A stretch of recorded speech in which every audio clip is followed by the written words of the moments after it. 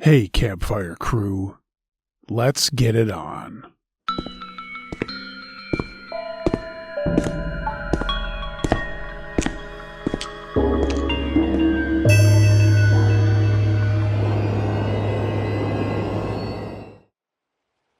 Shots in the night.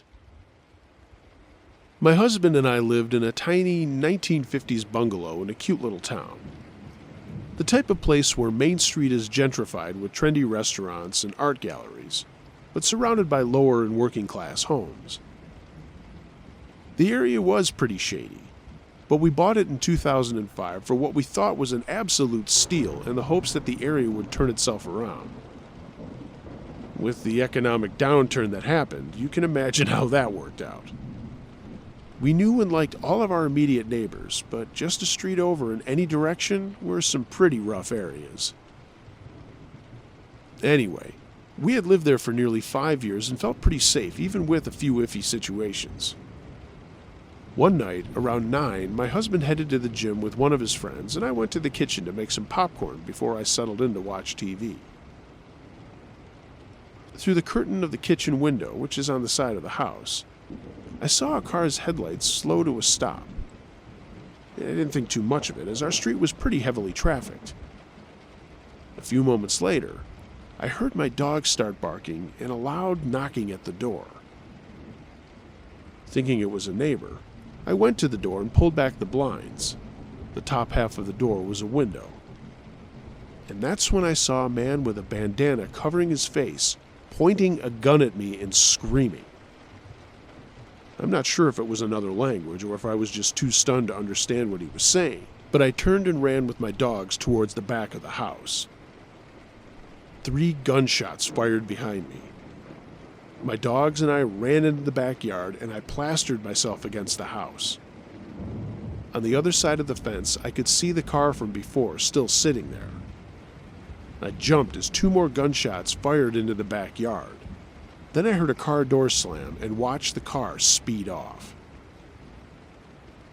My neighbors were all too scared to come out at first, but after I called to them for a while, they came and helped me over the fence. I didn't want to go back inside yet. I called the cops and got in touch with my husband at the gym.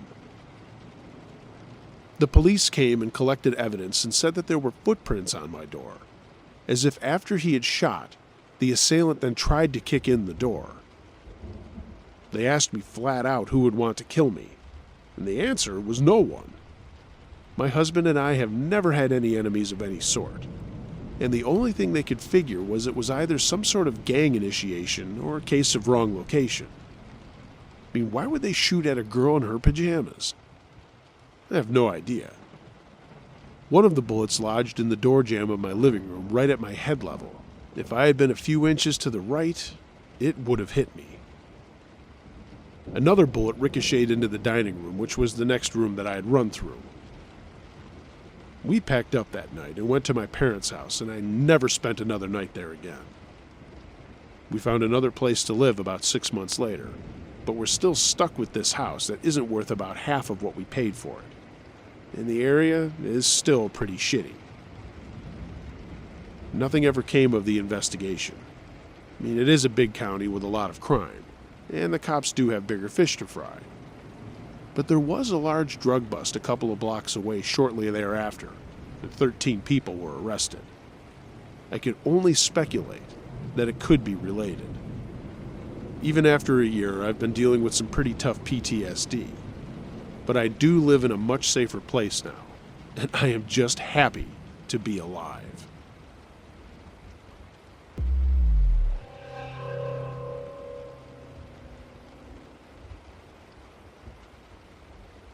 Woman from the bar. Back in my late teens in Dublin, Ireland, I used to head to a particular nightclub every single week and got to know most of the regulars there to the point that I could sit at any table and know at least a few people. One night, I was introduced to a new woman that no one really knew very well, and I said hello, made very short and polite conversation, and then went about my time as normal, dancing and drinking. Nothing much of note happened during my time in the club. At the end of the night, I left a little earlier than my friends because I lived really far away outside of the city. I got a taxi home and got into bed, falling into a deep sleep. I woke up in the morning sunlight streaming into the room and immediately knew something was wrong. There was too much weight on the bed. I spun and looked down to the end of my room, and there sat on the end of my bed was the woman from the night before, staring at me wide-eyed with utter devotion and this weird smile. It was totally fucking horrible. And I had no idea what to say, so I said nothing. I was so weirded out by her expression and the whole bizarre nature of the situation, I was just dumbstruck. The look she had wasn't a lustful look. It was spooky, obsessive, and insane looking. I know for a lot of guys, the idea of having some random woman appear in their bedroom might be a thrill, but this was nothing like that.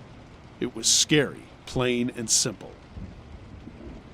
I got up, got dressed, summoned up a bit of courage, turned to her and said, "You're leaving, now." And then I essentially marched her out of the house, telling her that the buses leave from the end of the road every half hour. She left without saying anything.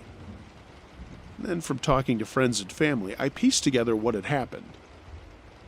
After I left the nightclub, she had tried to catch up with me, but instead had lost me. She had gone back and asked around until someone told her the rough area that I lived in. She took a taxi there and then knocked on random doors, woke up neighbors, and eventually one of them told her exactly where I lived. When she got to my place, she then lied to my sister, saying that I had been expecting her. My sister was pissed off at being woken up, but did let her in. From there, she got to my room and then sat there for God knows how long, silently watching me. As it turned out, almost nobody from the club knew her at all, but we all assumed that someone else must have known her. What really spooked me is that if she had wanted to hurt me for whatever reason, she easily found her way right into my family house and right into my bedroom. I'm shuddering to think about it.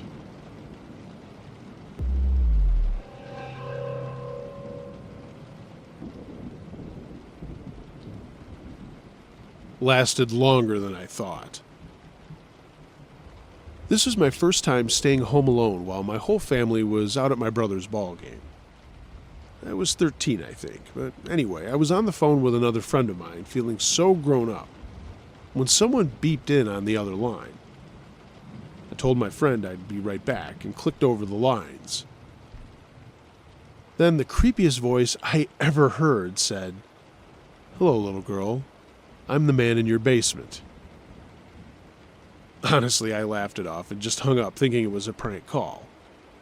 I was a pretty confident little thing, and my neighborhood was pretty safe, so I figured it was just someone messing with me, knowing it was my first time alone.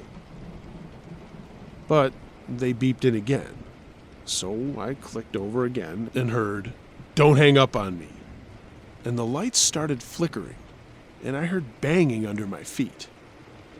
I know, it sounds crazy, but my dog even started freaking out, and my cat ran away, so I assure you I wasn't imagining a thing. Our basement was actually just an area connected to the garage. It wasn't even finished. I heard what sounded like footsteps coming up the garage steps to get into our kitchen, so I threw some stuff in front of the door while hearing some other yelling and whatnot. I kept trying to hang up and call the cops, but every time I tried to, this guy was still on the phone. My friend told her parents what was happening, and they called the police for me. I sat petrified, crying with a broken rifle, a butcher knife, and a baseball bat behind my front door because it was the only place in the house downstairs that couldn't be seen from a window. Eventually, I clicked over to hear a police dispatcher on the phone and stayed on the line with her until the police got to my house. There was no sign of forced entry, and we had a broken window pane on our outside garage door that had been messed up for months prior. My guess is whoever it was, used that to get in. But the police assumed I was just a paranoid girl, and they were going to leave me home alone after they gave it the all clear. Fortunately, a family friend had been driving by and saw the cops there and stopped to see if everything was okay. He gave me a ride to the school where my family was. They too were skeptical that anything had happened at all, but we did get a security system not too much longer after that, and my parents both got cell phones too. This was 94 or so cell phones weren't super popular yet. After that happened, I swear there was someone stalking me for years. I would leave my apartment locked and bolted and come back to find appliances like my hairdryer or stove, or even the heat turned on in the middle of summer. I lived in 4 different places and would get strange phone calls despite my number being unlisted.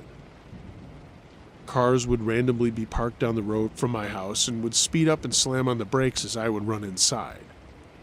I'd hear loud bangs outside when I lived out in the country. Nothing has happened like that since I've been in my current house and been married.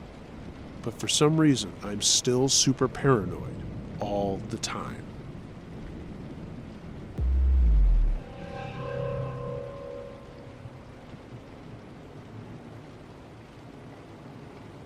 Not from the pharmacy. My younger sibling has a couple of medical conditions requiring supplies, and my hometown has a pharmacy with a delivery service. We often got deliveries from them. When I was in middle school, my mom got a different job, which meant that I would get home about 2 hours before everyone else, and I'd be in the house by myself. A few weeks after the start of school, right after I got home, a guy rang the doorbell and said he was from the pharmacy. He had the uniform shirt on and was holding a small bag with their logo on it. I started to unlock the door and went as far as to take the deadbolt and the top lock off, when I happened to think about the fact that the guy had sunglasses and a hat on, jeans underneath the uniform shirt, whereas most of their drivers were very professional looking. I looked up and down the street and saw that there weren't any of their delivery cars anywhere.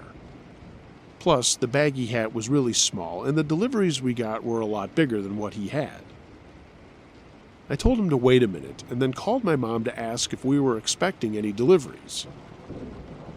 She told me that we weren't, and to tell the guy that he must have the wrong house. So I went back to the door and told him through the door that I thought he had the wrong house, but he started insisting it was the right one, and he knew our last name.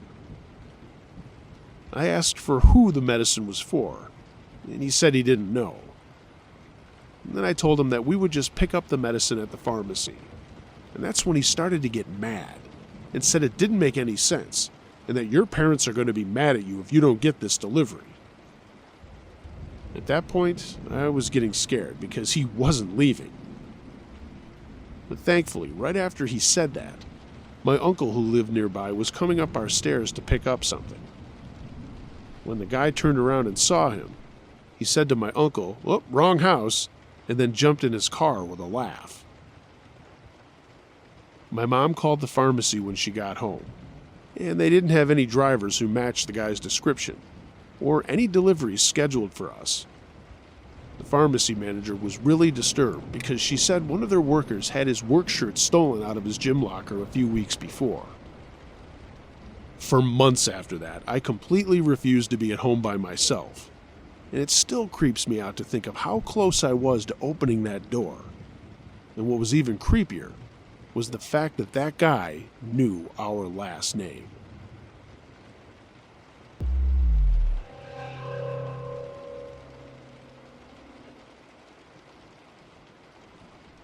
Farmhouse Terror. Before I left for college, I lived with my mom and stepdad on a huge non-operational farm in the thumb of Michigan, right on Lake Huron. The estate had a 4-bedroom manor that was built in the 1800s. There was a groundskeeper hut, a large warehouse-type barn, another building that housed cattle, and 2 smaller sheds that we used for outdoor storage. The barns were in a state of neglect. Structurally they were sound, but they had all the fixings of creepy buildings. Cracking white paint on the inside, old artifacts of when the farm was in use, etc. The house itself looked exactly like the house from the Amityville horror series. The entire estate itself sat on about 15 acres, but the house and barn sat on a plot of land about as big as 3 football fields. Behind the house was a thick forest which surrounded the property, and in front of the house was a dirt road, another small forest, and then the shoreline to the lake. We didn't have any neighbors, and we were the only property in a 4-mile radius. Anyway, when I was about 16, my parents went across the country for a wedding, leaving me all alone in the house for a weekend. I was fairly responsible, and the town I lived in was tiny, about 1,500 residents total. It was incredibly safe, so there wasn't really a problem with trust. Our family dog, a giant purebred Siberian husky named Sheba, was always around. I was by that time used to being home alone and usually relished the privacy.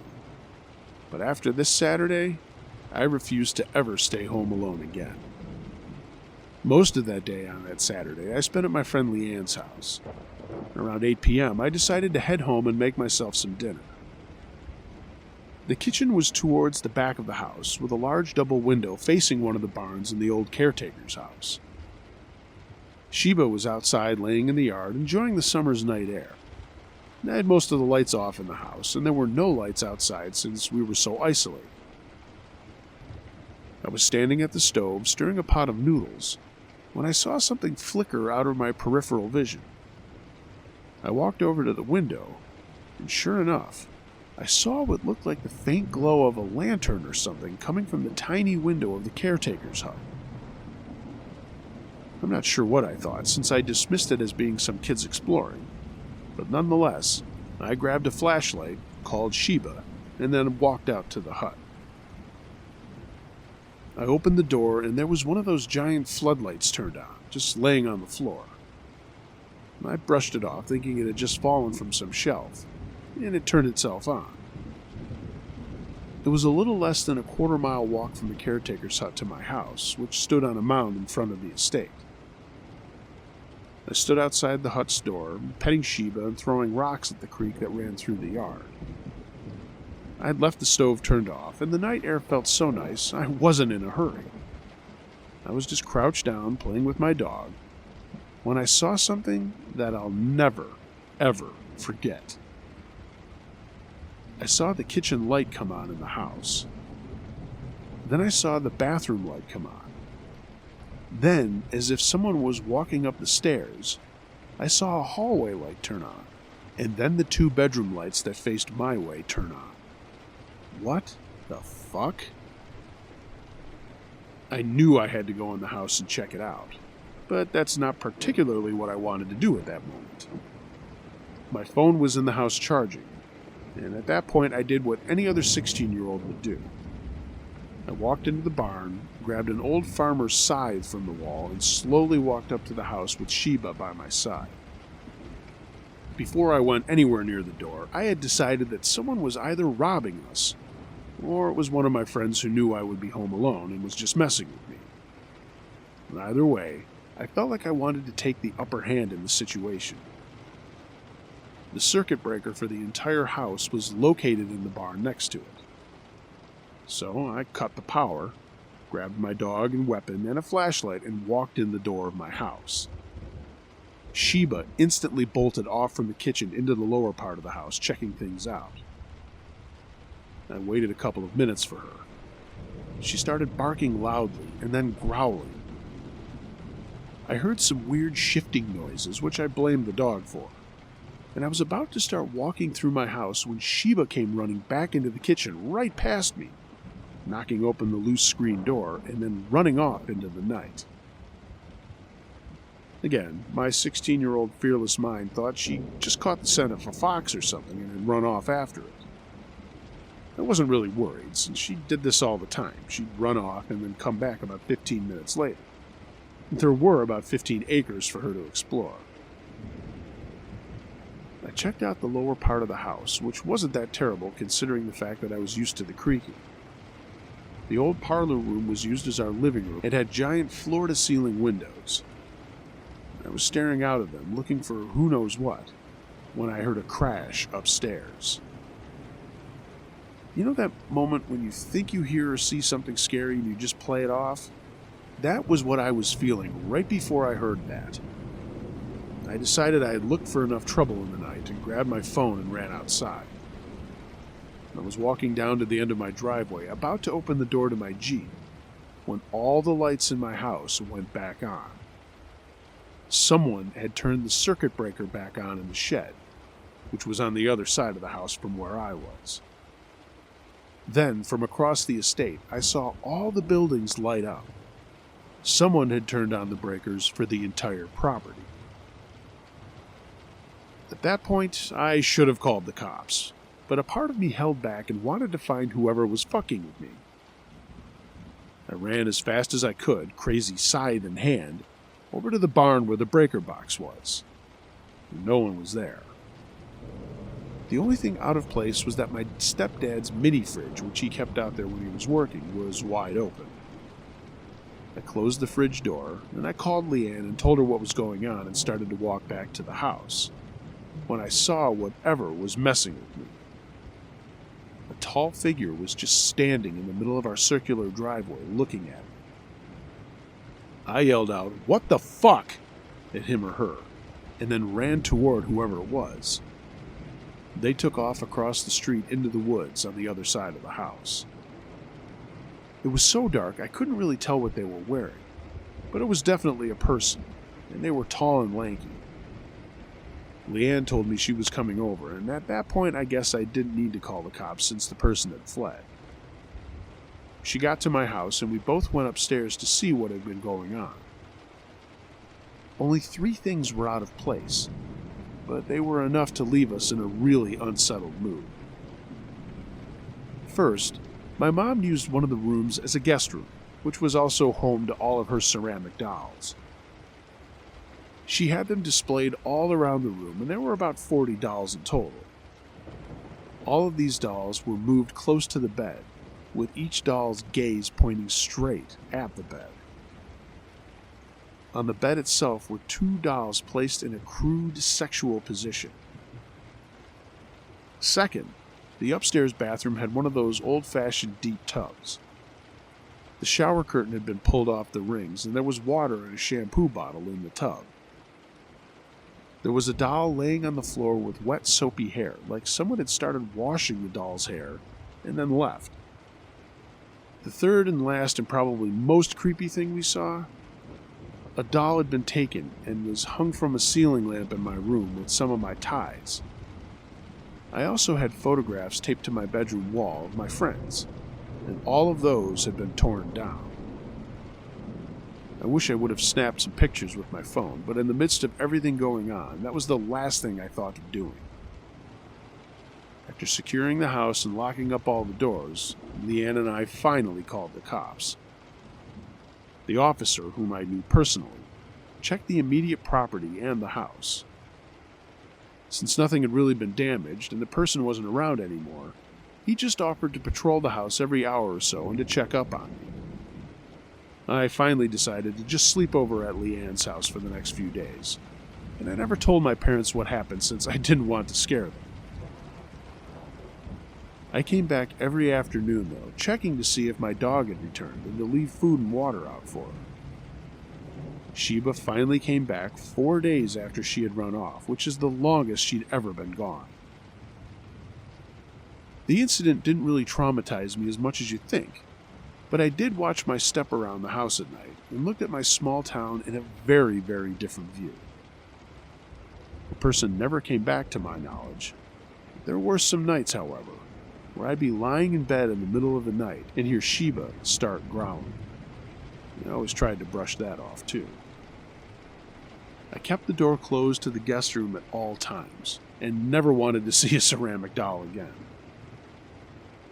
I haven't been back to the house since 2008, and my mom no longer lives there, but she did say in the month before she and my stepdad relocated, several of the lawn gnomes she decorated her garden with had been moved to face the front door, all staring at it.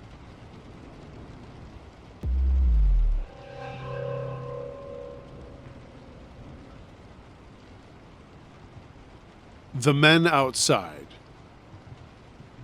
The scariest moment of my life occurred when I was a 10-year-old boy and in 4th grade. The reason I remember it so distinctly was because the incident happened a week before my birthday in March of 2003. The clarity of the 15-minute or so ordeal sticks with me to this day, and at the time it really messed me up for about 5 years. The day that turned into a horror story for me started off on a rather exciting note.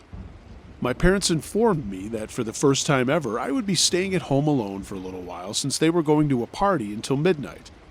And my younger brother, who was about 9, was going to a sleepover at his friend's house a few blocks away.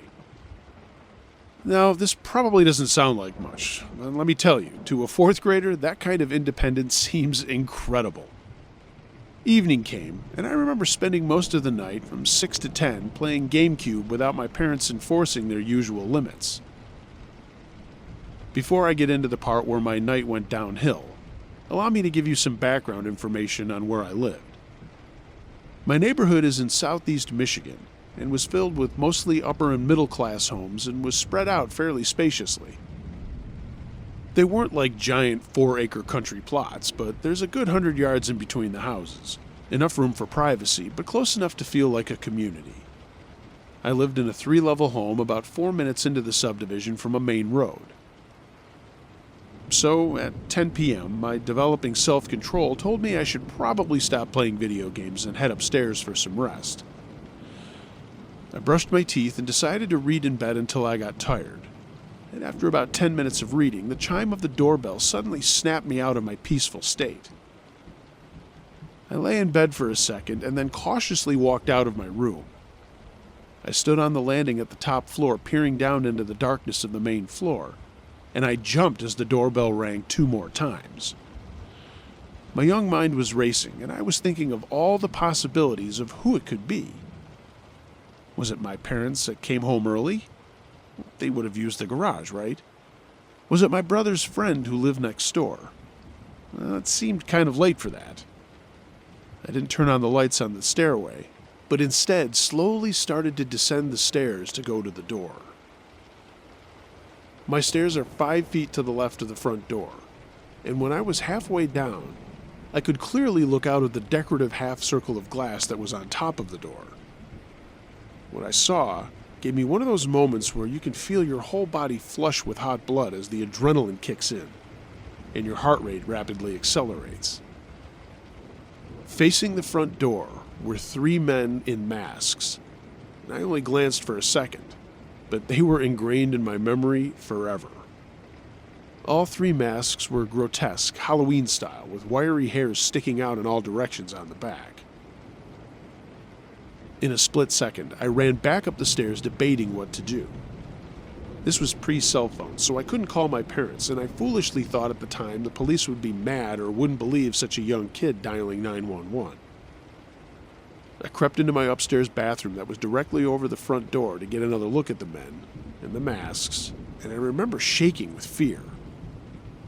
Rationality was quickly leaving me, and I mistakenly turned the light on in the bathroom. I crawled to the blinds and I pushed one up to get a view, and the 3 men were still standing there, but I also saw a 4th masked person crouching underneath a large pine tree in my front yard, holding an object I didn't immediately recognize.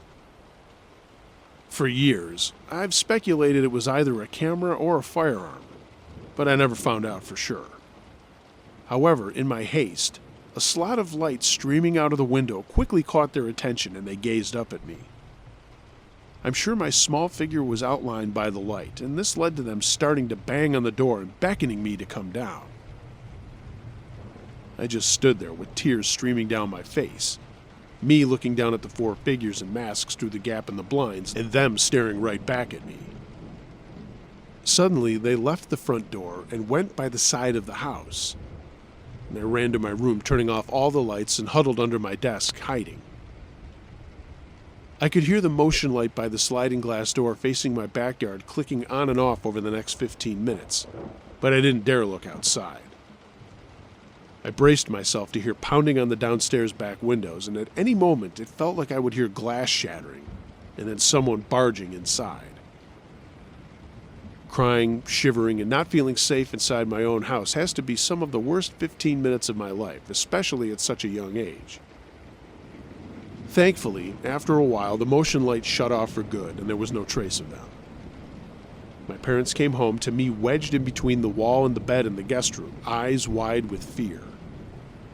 I told them what happened, and my dad explained to me that there wasn't really any evidence or anything for the police to track. And for a few years, I became super protective of my brother and wouldn't let him go outside alone for fear of those masked men. Thankfully, I've never had any other encounters, but it still fucked me up pretty bad for quite a while. This might not be as creepy as most of the stories heard here, but it is something that completely horrified me to my core when it happened.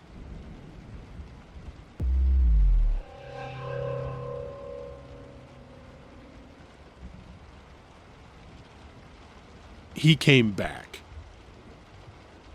I'm a female, and I was 16 when this happened years ago. There were two incidents that happened before the really scary incident. We lived in a fairly new residential neighborhood, and at night, around 10 p.m., I was lying in bed doing homework, and I heard this tapping and scratching at my window. My mother wasn't at home that night, and my father was already asleep. I jumped out of bed and ran into his room and said, "Dad, someone is outside tapping on my window." My dad, who thought I was being a hysterical teenager, peeked out of his own window and said, it was probably a tree branch or something. He then went back to bed. My father was a lazy bastard, I tell you. Couldn't even be bothered to go look out of my window or outside. Never mind the fact that there were no bushes or trees near enough to touch my window. I was creeped out, but I double-checked no one could see in my bedroom and that the curtains covered everything. Then I went back to bed. A few weeks later, I was sitting in the living room. It was just me and my mom at home. I had just finished taking a shower and I was lounging in a towel while talking to my mom and painting my toenails. Suddenly, we both heard a tapping and scratching noise at the side window. My mom was pissed. She immediately jumped up and went outside where she confronted a man, but the man walked off. My mom ran back in the house and called the police, and they came and they caught the guy a few blocks away, and my mom identified him as the man who was peeking in the window. The man claimed that he was just back there between the houses because he had to take a leak. And the police said, "Okay, so if he took a leak, where's the urine?" There was none. He was hauled off to jail for trespassing. I'm not sure if he was charged with being a peeping Tom or not, but fast forward about a month later, I woke up in the middle of the night because my cat suddenly jumped off the bed. I heard a slight noise in the hallway. I tiptoed to my bedroom door and peeked out, and there he was, the man who had been peeking before. All I could hear was the thump-thump of my heart racing. The moment I saw him, he was standing in the doorway of my little sister's room with a gun in his hand, and he was just starting to close the door. He had a gun in one hand and a bag in the other. That wasn't the room he wanted. I was sure I was about to die a horrible death after being raped, and I have never, ever had an adrenaline rush so big in my life. Not even years later when I jumped out of a perfectly good airplane to skydive a few times. But at that time, I was suddenly and powerfully alert. I'm telling you that I had super strength, hearing, and sight. It might have been my imagination, but I swear I could see, hear, and smell better than normal. Probably just an effect of all the adrenaline. Within a few seconds, I considered my options. Scream? He had a gun. My father would come running, and he'd probably get shot. Hide in the closet or under the bed? This guy would find me. Try and fight him? He had a gun. And this was all before cell phones, and I didn't have a phone in my room. So without any hesitation, I quickly opened up my window and jumped out, bare feet onto the gravel. I'm the kind of girl with zero upper body strength, and yet I was able to get up and out of that window quickly and quietly with hardly any effort. Landing on the gravel with bare feet didn't even hurt a tiny bit. But did I mention that I was completely nude? Yeah, I slept in the nude. I mean, what can I say? It was summer and warm. I ran balls out about 3 houses down to a neighbor's house and banged on the door. And let me tell you, as a 16-year-old girl, to think of anyone seeing you naked was horrifying beyond belief. But at that moment, I didn't care for 1 second. I went 3 houses down because I didn't want the creepy man to hear me banging on a door. When I didn't get an immediate response, I went to the next house and banged on that door. The whole time, I was terrified for my family and my house. Finally, someone at that house answered the door quickly, and I just got out. Man in my house, call the police, man in my house. And the people called 911, and the police showed up really fast. They came without lights and sirens, and they caught the guy in the house in my room. This is what he'd had with him: a gun, a bag, and a rape kit, really, that included rope, tape, 2 X-Acto knives, a couple of dildos, bondage porn magazines, bleach, condoms, lube, a ball gag, pliers, and maybe some other stuff that I can't remember off the top of my head. This never went to court. He did a plea bargain and got 25 to life for a whole slew of charges. He's still in prison and will likely be there for the rest of his life. Because a few years after going to jail, he got a life sentence for committing a murder while inside prison. The DA who handled my case called me to tell me. Thank God. I didn't sleep well again for a number of years. I would wake up numerous times per night at the slightest noise or even hint of noise. It wasn't until I got a dog that I was able to sleep. I let my dog do his job, warn me of any noise, and then I could finally sleep. It didn't hurt that I also got a gun and kept it near me when I slept. I still do. I took gun safety class lessons, and I go to the range every month without fail. Now I will kill any motherfucker who comes into my house at night.